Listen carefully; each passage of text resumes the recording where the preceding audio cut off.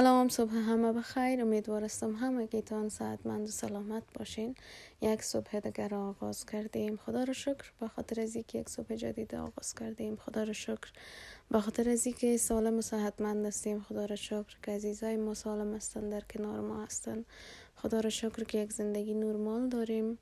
خدا رو شکر که در زندگی خود دغدغه ها و تشویش های بزرگ نداریم و در آخر به خاطر هر چیزی که داریم و نداریم خدا رو شکر.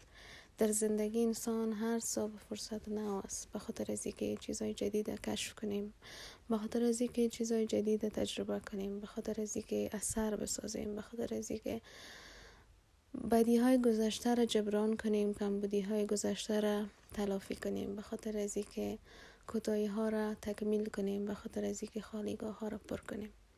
هر زمان آفتاب طلوع میکنه به ما این معنا و انگیزه را میده که بعد از هر تاریکی روشنایی است و هیچ وقت تاریکی باقی و ماندگار نیست. و بله، قسمی که میبینین ما هم دیگه حرکت کردیم که برم بخیر طرف دفتر و کار و وظیفه خود به زندگی نرمال خود شروع کنم، کارهای خود انجام بدم و یک روز مثبت به خود رقم بزنم. معمولا از راههایی که میگذرم چیزایی را که تجربه میکنم میبینم. یکی از چیزایی که هر روز ما با سر میخورم این است که شاگردای مکتب میبینم.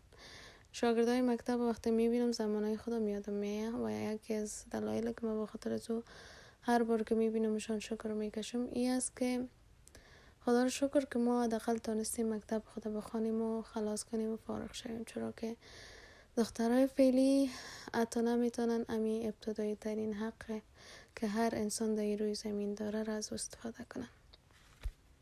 و اینا هم همراهان کوچک ما هستن که هر روز ما با اینا یک جای میرم و میایم.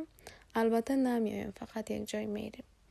و اینا کسایی هستن که با می طفلیت خود هر روز ما را مجبور میکنن منتظرشان باشیم و بسیارم با حوصله و قدم زده میاین، در حالی که بالای خودشان هم ناوقت میشده باشه. من هر روز از این راه ها میگذرم و انسانهایی را میبینم که با حالتهای مختلف از زندگی درگیر هستن.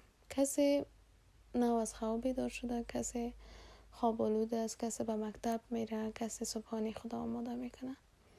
هر حالت زندگی بیانگر یک نوع دیگی از حکمتایش است که آدم باید به خاطر هر حالی که داره شکر بکشه، چون شاید از آدم های دیگه که میبینه بهتر باشه.